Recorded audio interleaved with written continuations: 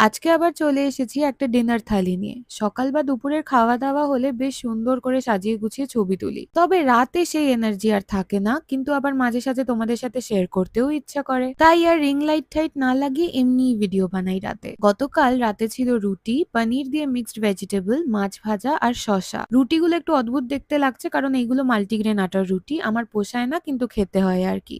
পানির দিয়ে এই মিক্স সবজিটা ভাই বানিয়েছিল, রেসিপি জিজ্ঞেস করতে বলল, যেটা যেটা মনে হয়েছে ভালো লাগবে দিয়ে দিয়েছি। খেতে কিন্তু বেশ হয়েছিল। আর গরম মাছ ভাজা কারই না ভালো লাগে। ভাইয়ের আজকে জন্মদিন আর সে কেকের ভক্ত খুব একটা নয়, তাই গতকাল রাত 12টা নাগাদ কেক কাটা হয়নি। আনিয়েছিলাম ভাইয়ের ফেভারিট রোজ ফালুদা, ফ্রস্টি ফালুদা নামে একটা দোকান থেকে। এই গরমে ফালুদাটা খেতে দারুণ লাগলো।